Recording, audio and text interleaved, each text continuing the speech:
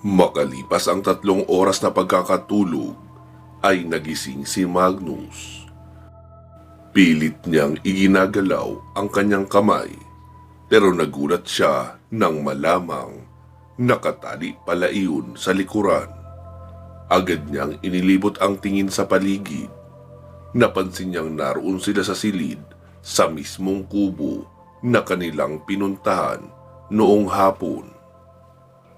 Tasyo! Tasyo! Gising na! Ngayon mo sabihin na magandang lalaki tayo, kaya hindi makatingin ang dalaga kanina. Oo na, tama ka. Hindi ko naisip iyon dahil ang ganda niya kasi. Hindi mapag-iisipang gagawa ng kalokohan. Anong tingin mo sa kanila, Mags? Naku, ayoko manghula. Sigurado namang malalaman din natin lahat ng detalye maya-maya lang. Ilang saglit pa ay may nagsalita mula sa pintuan. Oo, tama kayo. Malalaman nyo rin ang lahat. Pero since gising na rin naman kayo, sasabihin ko na kung nasaan kayo at kung anong mangyayari sa inyo. Narito kayo sa pamayanan ng isang kulto na pinamumunuan ng 3 mga aswang na hukluban.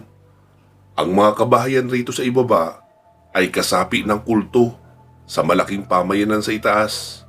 At alam naming ikaw, Magnus, ay isang tagapangalaga ng mga elemento ng kalikasan. Kaya ikaw ang kailangan ng aming mga pinuno para makapagpasapi ng isang mga ngabayo na si Kamatayan. Sabi naman ni Tasyo. Teka, yan ba yung 4 na horseman sa Biblia, yung sa may Apokalipsis? Tama, iyon nga. Isa lang sa kanila ang mapaaho namin ay matitiyak na ang tagumpay ng aming kulto. Wika pa ng dalagang si Erica at tuluyan ang pumasok sa loob kasama ang nanay nito na si Aling Alicia. Sabi ni Magnus. Sabi na nga mga aswang rin kayo. Pero hindi ibig sabihin kailangan nyo maging masama. Tulungan nyo kami makaalis rito at sisiguraduhin naming hindi kayo masasaktan. Sabi naman noong dalagang si Erica na tila naging maarte ang pagsasalita. Ganon? Kayo ang mga nakatali, tapos kami ang masasaktan? Alam mo, Pogi, oo, Pogi ka, at may dating pumorma at magsalita. Pero hindi ikaw ang una kong nakausap na ganyan magsalita at ganyan kalakas ang tiwala sa sarili. Pero lahat sila ay nasa sikmura na namin. Malas lang namin ngayon dahil hindi ka pwedeng kainin dahil may magandang kapalaran ang naghihintay sa'yo. Pero hindi ibig sabihin na hindi ka pwedeng tikman, di ba? Kaya sasamantalahin ko na ang pagkakataon na narito ka pa sa amin bago ka pa madala roon sa itaas. Wika ng dalaga, sabay hinila ang buhok ni Magnus pagilid. Kaya na-expose ang kaliwang bahagi ng leeg ni Magnus. Agad iyong hiniwaan ng dalaga ng maliit gamit ang kuko. At noong tumagas ang dugo ay saka iyon nilapitan at sinipsip. Panay ang piglas ni Magnus pero kakaiba ang lakas ng dalaga dahil isa na nga itong ganap na aswang. Noong umatras na iyon ay pula na ang mga mata at may matamis na ngiti sa labi. Sabi naman ng matandang si Alicia. Erica, tama na yan. Kapag nalaman ng mga pinuno sa taas na inunahan mo pa silang tikman yan, ay siguradong tayong 3 ni tatay mo ang mananagot. Relax ka lang, Nay. Hindi malalaman ng mga pinuno na natikman ko ito. Iba talaga ang lasa ng dugo ng isang tagapangalaga ng mga elemento ng kalikasan. May kakaibang tamis na hindi nakakasawang sipsipin. Naku, swerte ka talaga. Dahil kung nagkataong hindi ka papasapian, dito kita ititira sa bahay na ito at magkakasama tayo habang buhay.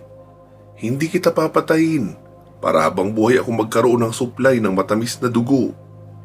Sabi naman ni Magnus. Sige, ipagpatuloy mo ang pangangarap dahil yan lang talaga ang pwede mong gawin sa ngayon. Kapag hindi sayo, ay hindi talaga magiging sayo. Pang-iinsulto pa ni Magnus. Napiko naman ang dalaga at biglang sinampal si Magnus. Kaya napaling pakanan ang mukha niya. Tapos tumayo na ang dalaga. "Bye, lover boy. Huwag kang mag-alala. Hindi ako susukong humanap ng paraan para mapasa akin ka habang buhay. Ang hirap kalimutan ng lasa ng dugo mo eh." Wika noon at lumabas na ng bahay. Noong sila na lang ni Magnus ang naroon ay sabi ni Tasyo, "Nagbago na ang sinabi ko kanina. Hindi na ako nagagandahan sa kanya. At kapag nagkaroon ako ng pagkakataon, ako mismo ang puputol sa ulo noon. Kaso imposible iyon. Naroon sa may kusina ang mga gamit natin eh." Sabi naman ni Magnus, "Wala ka bang nakatagong mga panghokus-pokus dyan?" "Wala eh. Kinuha ang kutsilyo at baril ko sa gilid. Eh, ikaw ba?" "Nakakapa ko pa ang compressed sunlight sa gilid ng sinturon ko. Magagamit natin ito." "Eh bakit hindi mo pa gamitin ngayon?" "Mamaya na tayo kikilos kapag naroon na tayo sa pamayanan. Para ang mismong mga pinuno ang mapatay natin." "Naku Mags, kinakabahan ako dyan sa plano mo eh. Baka naman mauna tayong mapatay bago natin sila maunahan." "Hayaan mo na. Minsan, kailangan din natin samantalahin ang pagkakataon. May paraan naman ako sa tali sa kamay natin.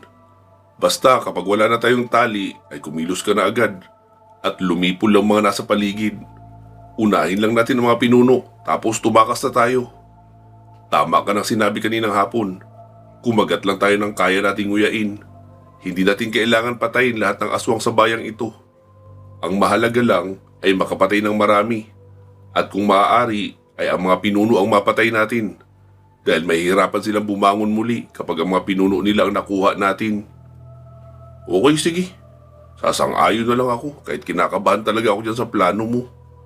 Wika pa ni Tasyo na medyo kinakabahan. Ilang oras pa ang kanilang naging paghihintay habang nakatali sa loob ng silid. Nang marinig nilang may mga nagkakaingay na sa labas, mukhang may mga dumating.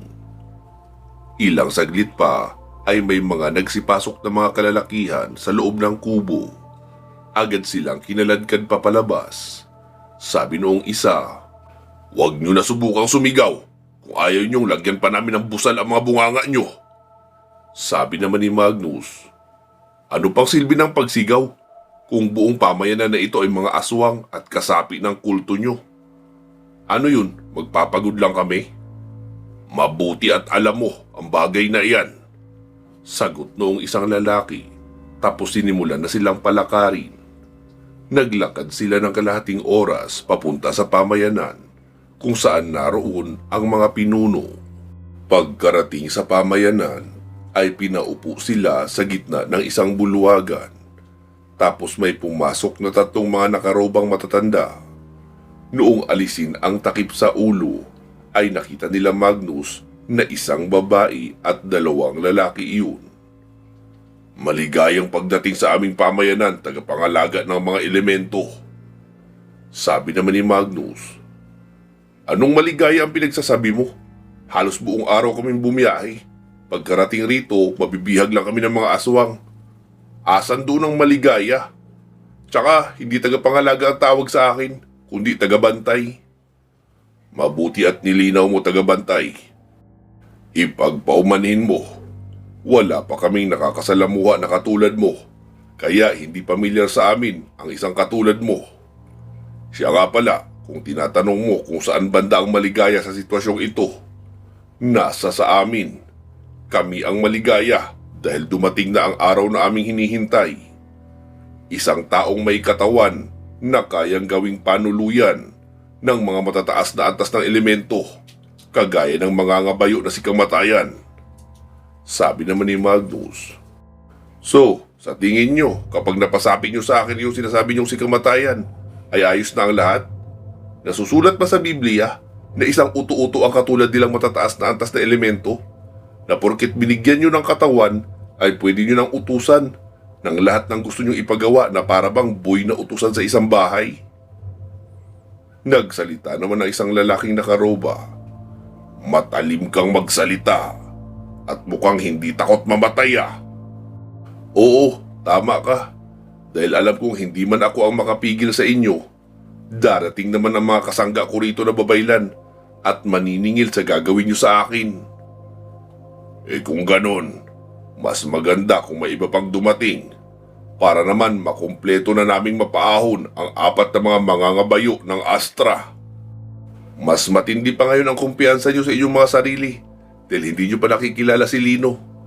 Pero sige lang, libre mangarap at magsaya in advance sa tagumpay na hindi niyo naman makakamtan kahit kailan. Wika pa ni Magnus. Tila na insulto ang mga pinuno sa sinabi niya. Luisito, ihanda mo ang pamayanan. Sisimulan na natin ang ritual. Ayoko nang patagalin pa ang buhay ng hambog na ito. Masusunod, pinuno. Sagot naman ang pinagkakatiwalaang mandirigma. Naglabasan na ang karamihan, pati na ang mga pinuno dahil maghahanda na sila para sa gaganaping ritual. Sabi naman ni Tasyo, Mags, sigurado kang may lusot pa tayo nito ha? Baka naman sa kabilang buhay na tayo magtalo dahil masyado tayo nagpakakampante. Sabi naman ni Magnus, sige na nga, eto na. Huminga ng malalim si Magnus tapos inilihis ang hinlalaki. Namilipit siya sa sakit pero pagkatapos noon ay walang hirap niyang nailusot ang kanyang kamay sa pagkakatali. Lintik ka, Magnus. Hindi ko akalaing gagawin mo yun. Masakit yun eh. Mas masakit yata mahiwaan ng liig kaysa sa mabalian ng isang daliri, no? Sa bagay, ano na ang gagawin natin? Di magpapanggap pa rin na nakatali at kapag nagsimula na ang ritual, ay agad kong i-release ang compressed radiation. Ayun ang mga gamit natin, no? Ipinatong lang sa may lamesa. Mabilisan lang ang kilos natin. Itumba natin ang 3 pinuno, tapos takas na. Sigurado namang marami ang mapapatay ng solar radiation. 2 naman ang dala ko. Sa labas ko ay hahagis ang isa. Dahil siguradong sa labas maghihintay ang karamihan. Dahil maliit lang naman ang espasyo rito sa loob. Okay, sige. Pagsang-ayon pa ni Tasyo. Tapos yumuko habang nanatili pa rin nakalagay ang mga kamay sa likuran kahit pa pareho na sila ni Magnus na walang tali. Lumipas ang halos 1 oras. Napuno na ng mga aswang ang bulwagan. Maging sa labas ng bulwagan ay marami nang nagtipon-tipon na aswang sa may bandang harapan. Ilang saglit pa ay pumasok na ang 3 pinuno. Maliban sa nakasuot ng itim na roba, nagsuot din sila ng maskara na tila bungo ng kambing na nilagyan pa nila ng sungay. Sabi naman ni Magnus, Nice! May costume party pala rito ah. Hindi nyo naman sinabi ng maaga para nakapaghanda rin kami ng maskara na isusuot namin. With matching black dagger pa ah. Saan nyo nabili yan? Hulaan ko, gawa lang yan sa karton na pinahiran ng langis na itim para magmukhang totoo. Itinaas ng isang pinunong sigarob ang kamay at sinabing, Itigil mo yung bunganga mo. Mamamatay ka na lang, puro ka pa rin kayabangan. Ang punyal na ito ay hindi matatagpuan sa mundo ng mga tao dahil isa itong espesyal na punyal na galing pa sa Astra. Sa bawat buhay na makikitil nito ay lalong lumalakas ang taglay na kapangyarihan. Kaya nitong pumatay ng mga hindi pangkaraniwang elemental gaya ng mga engkanto, kapre, aswang, gabay ng mga elemental o kahit pa mga anghel. Kaya humanda ka dahil ang punyal na ito ang hihiwa sa liig mo. Sabi naman ni Magnus, Ay, sorry naman. Yabang na ba yung sinabi ko? Pinuri ko lang naman na maganda ang maskara at punyal mo. Bagay sa inyo. Agad iniabot ni Garub ang punyal sa pinunong si Loling dahil ito ang nakatakda na gagawa ng paghihiwa sa liig ni Magnus. Matapos noon ay lumapit ang 3 kina Magnus pero sa magkakabilang direksyon. Tapos gumuhit ng mga simbolo sa paligid. Nagsimula silang umusal ng mga kakaibang dasal na nakakakilabot pakinggan. Nakatayo sa magkabilang gilid ang huklubang si Herminio. Sa kabilang bahagi naman si Loling at sa harapan naman nila Magnus ay naroon si Garub. Habang umuusan ng orasyon ay hinihiwa noon ang sariling palad at doon pinapatulo ang dugo sa simbolong iginuhit sa gitna. Hindi nagtagal ay nagsisimula ng magkaroon ng itim na portal sa may harapan. Para iyong malagkit at malapot na likido na maitim at makintab. Bumubula-bula pa iyon at napakabaho. Matapos ang pag-usal ng orasyon ay sabi noon, "Ito na ang gabi ng ating tagumpay. Aaho na ang ating berdugo. Nalilipol sa lahat ng mga sasalungat sa atin. Walang makakatakas sa bangis ni kamatayan." Noong makita nila Magnus na meron ng imahe na umuusbong mula doon sa likidong portal sa harapan nila, ay sabi ni Magnus, "Tasyo, ngayon na!" Agad yumuko si Tasyo at nagtakip ng mata.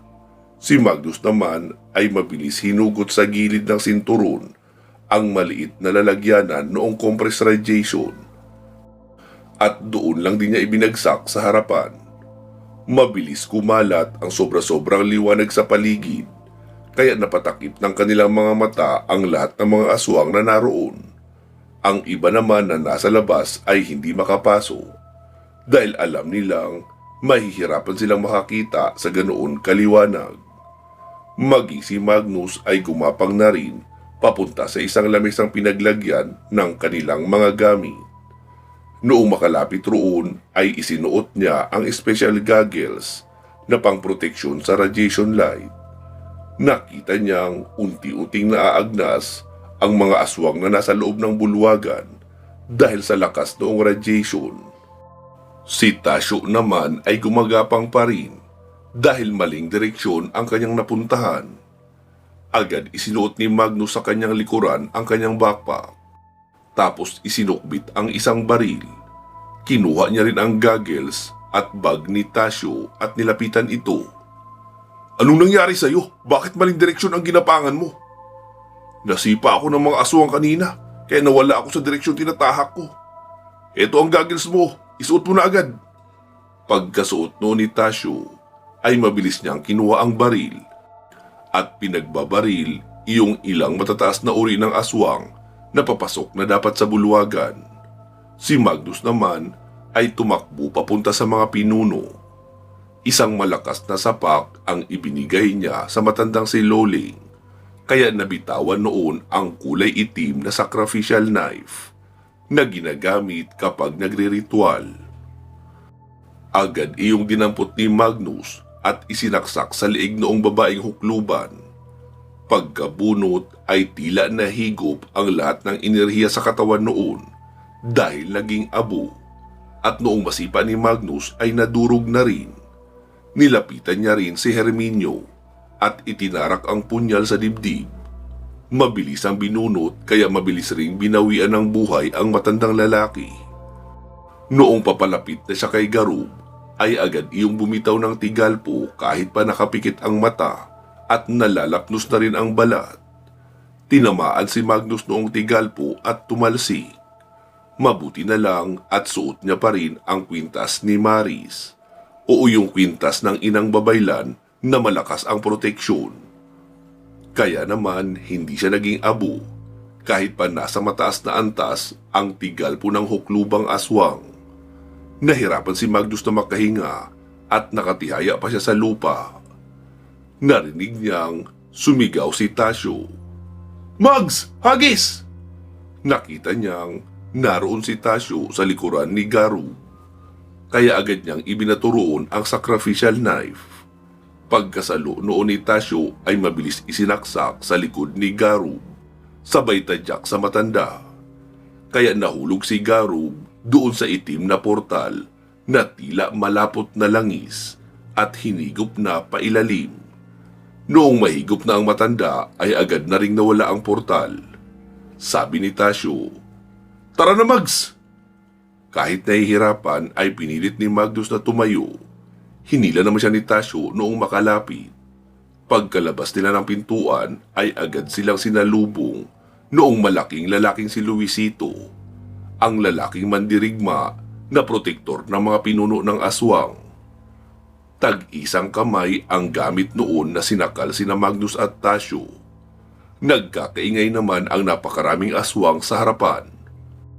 "Saan kayo pupunta ha?" sabi naman ni Magnus. "Eh di sa pier, dahil may hahabulin pa kami biyahe. Hindi kami pwedeng maiwanan."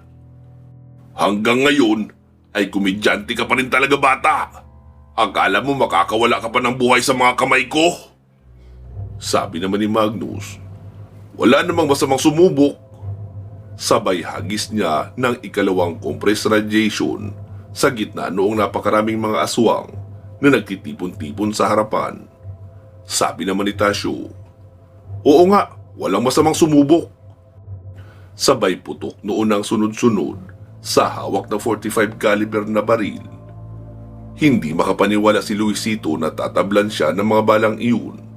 Unti-unting humina ang hawak noon sa liig nila Magnus at Tasyo, saka na napaluhod sa lupa.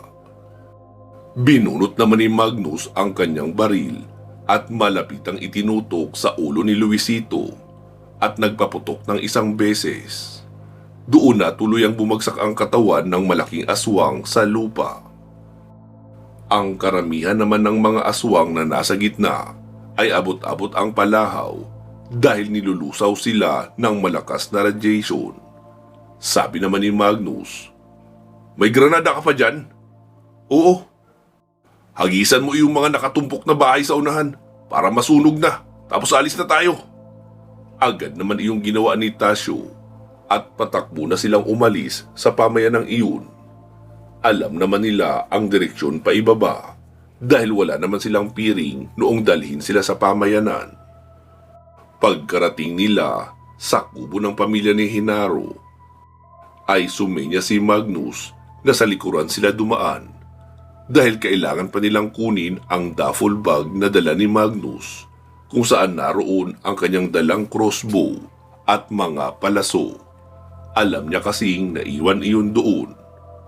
Noong makuha na ang duffel bag, ay sunod nilang pinuntahan ang mismong bahay na ni Hinaro. Si Magnus na ang kumato. Pagkabukas noon ay ang aswang na si Alicia ang bumungad. Nanlaki ang mga mata noon nang makita si Magnus. Pero agad na siyang pinaputukan ni Magnus ng baril sa gitna ng noo. Gamit ang baril na kinabitan niya ng silencer, kaya hindi iyon masyadong maingay. Narinig niyang sinabi ni Hinaro, "Alicia, sinong nariyan?" Sabi naman ni Magnus na madaling nakarating sa pintuan ng unang silid. "Kami po ito, Mang Hinaro. Naalala ko, nagbayad kami sa iyo ng 3 kain, pero kahit isang kain ay wala kang ibinigay sa amin. Kaya sa iyo na yung pera ko." Sabay putok ng bala sa ulo ng matandang lalaki. Pagkarating ni Magnus sa kwarto ng dalaga, ay nakatayo na iyon at papalabas na sana ng pinto. Nang sabihin ni Tasyo, "Saan ka pupunta? Kanina sobrang tapang mo eh. Tapos ngayon tatakas ka."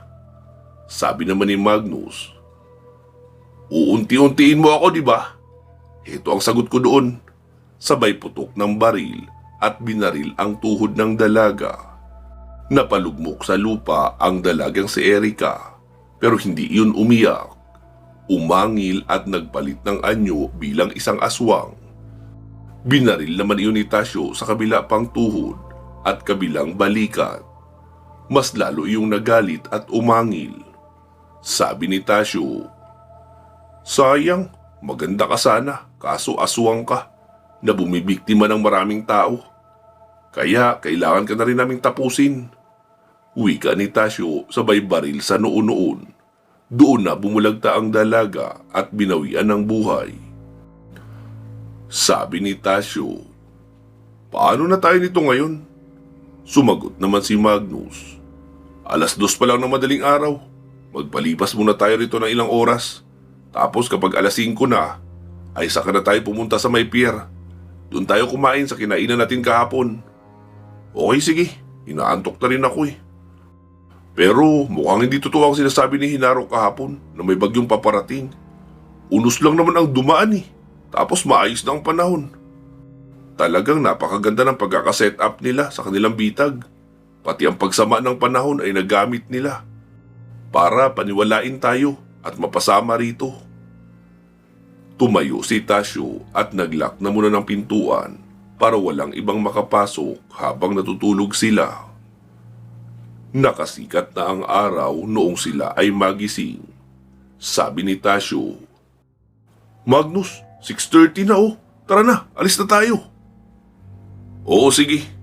Sagot naman ni Magnus at agad nang bumangon, sabay suot ng bag at bitbit noong duffel bag na pinaglagyan niya ng crossbow. Malayo-layo rin ang kanilang nilakad bago sila nakarating sa bahagi ng kalsada na meron ng mga dumadaan na padyak. Sabi ni Magnus, "Ayoko nang sumakay sa padyak na kasama ka. Maghiwalay na tayo ng padyak, marami namang dumadaan." "Eh sige, sabi mo eh." Sagot naman ni Tasyo. Noong may mga padyak na dumaan na walang sakay ay nagtawag na sila ng dalawa. Sabi ni Magnus, "Pare, doon mo kami dalhin sa karinderya sa kaliwang bahagi ng pier." "Opo sir." Sagot ng tsuper. Sabi naman ni Tasyo, "Pare, sundan mo na lang yung padyak na yun ng kasama ko. Sa pier ang punta namin." Pagkarating nila sa harapan ng karinderya, ay naroon ang dalagang kausap nila noong nagdaang araw. Abala iyon sa pagwawalis sa harapan ng kanilang maliit na tindahan. Sabi noon, "Mga sir, ano nangyari sa inyo? Parang galing kayo sa matinding digmaan ah. Ang dumi nyo. At mga bahid ba ng dugo yung nasa damit nyo?" Sabi naman ni Magnus, "Miss, mahabang kwento eh. Pero may ipapakiusap sana kami. Baka pwede mo kaming paliguin dyan. Magbabayad kami ng 1,000. Ligo lang at kahit maliit na pwesto na mapagpapahingahan. Aalis na rin naman kami mamayang tanghali." Sabi naman noong dalaga, "Saglit lang mga sir ha. Magpapaalam lang ako kay tiya." Wika noon at pumasok na sa loob ng bahay. Pagkalabas ay nakangiti na iyon at sinabing, "Sige po sir, halika na kayo sa loob. Pumayag si tiya." Agad namang dumukot ng 1,000 si Magnus at iniabot sa dalaga. "Heto rin sir, yung maliit na silid. Silid ko po ito. Pagpasensyahan nyo na ha. Sakto lang talaga na makaikot kayong dalawa. Matulog na rin kayo kung gusto nyo dahil maaga pa naman. Doon po sa kusina ang banyo kung maliligo na kayo." "Okay miss, salamat. Ano nga palang pangalan mo?" "Roslyn po." "Okay sige, salamat Roslyn ha." Agad na silang iniwan ng dalaga. Noong makapaghanda ng bihisan ay nagsiligo na muna sina Magnus at Tasyo. Saka sila pumunta sa may harapan na may mga nakadisplay na pagkain. Sabi ng dalagang si Roslyn, "Sir, anong kakainin nyo?" Sabi naman ni Magnus, "Ito ang gusto ko, sinabawang isda pa rin, tapos inihaw na pusit, at isang order nitong ampalayang gisado." Sabi naman ni Tasyo, "Sa akin sinangag, longganisa at isang inihaw na pusit, tsaka kape." Sabi naman ng dalaga, "Sige po sir, magsiupo na po kayo, ako na magdadala ng pagkain nyo." Agad na nga nagsiupo ang dalawa. Sabi ni Tasyo, "Mukhang halos maubos natin ang buong pamayanan ng mga aswang mags ah." "Oo nga eh. Hindi bababa siguro sa 80 ang napatay natin roon. At higit sa lahat, napatay natin ang 3 pinuno ng kulto at iyong mandirigma nila na malaki ang katawan. Mahihirapan na ang mga nakatira roon na muling magtayo ng kulto dahil wala na silang magiging pinuno na may kaalaman sa itim na karunungan. Tsaka sa tingin ko, halos lahat ng mga aswang ay naroon. Maliban na lang sa mga bata at sa mga matatanda na masyado na hindi na lumabas para masaksihan ang ritual ng pagpapaahon." Sabi naman ni Tasyo, "Oo nga eh. Kaso pinahagisan mo rin ng mga granada ang mga kabahayan sa unahan. Kaya malamang namatay na rin ang mga naroon." "Ay, grabe ang lakad na ito Tasyo. Exciting nga. Nakakapagod naman at nasa bingit palagi ng kamatayan. Hayaan mo na Mags. Ang mahalaga, napatunayan mo na kaya mong lumipol ng mga aswang kahit isa ka lang pangkaraniwang tao na walang gabay. Kaya hindi ka dapat pinanghihinaan ng loob." "Oo, tama ka Tasyo." Ilang saglit pa ay dinala na ng dalaga ang pagkain nila sa lamesa at agad na silang nagsikain. Noong makatapos sa pag-aalmusal ay nagsitulog muli sina Magnus sa maliit na silid na ipinaukupa sa kanila. Pagsapit ng alas 10:30 ay ginising na sila ng dalaga dahil baka maiwanan na naman sila ng bangka na papunta sa Villarreal. Muling kumain ang dalawa, balit ang halian na nila iyon dahil alas 11 na rin naman. Matapos makakain ay nagpaalam na sila sa dalaga at sa tiyahin noon na siyang may-ari noong bahay at karinderya. Pagkarating nila sa may waiting shed ay ibang mukha ng mga tao ang kanilang nakita. Si Tasyo na ang nagsalita para magtanong. Mawalang galang po. Saan po rito banda yung bangka na bumabiyahe patungo sa isla ng Villarreal? Sabi naman noong lalaki na nasa katamtamang edad. Ayun buso, yung katamtamang laki ng bangka na nasa kaliwa ng pantalan, yung ang pangalan Prince Aguada, yun ang hinahanap nyo. Salamat pare, sagot ni Tasyo at lumapit na sila roon ni Magnus. Naabutan nilang may isang may edad na lalaki ang nakatayo roon. Sabi pa noon, papunta kayo ng Villarreal? Opo. Okay sige, sakay na. 15 minutos na lang kaya aalis na kami. Agad na nga sumakay sina Magnus at Tasyo. Sabi naman ni Tasyo, naku, kung hindi tayo ginising ni Roslyn, siguradong naiwanan na naman tayo ng bangka. Oo nga eh. Pagsang-ayon naman ni Magnus. Ilang saglit pa ay umalis na nga ang bangka at nagsimula na ang biyahe papunta sa isla ng Villarreal kung saan nila hahanapin sina Carlo at Brittany. Pansamantala po muna natin puputulin dito itong ating kwento. Magsama-sama po tayo muli sa part 205. Mag-iingat po kayo palagi at hanggang sa muli.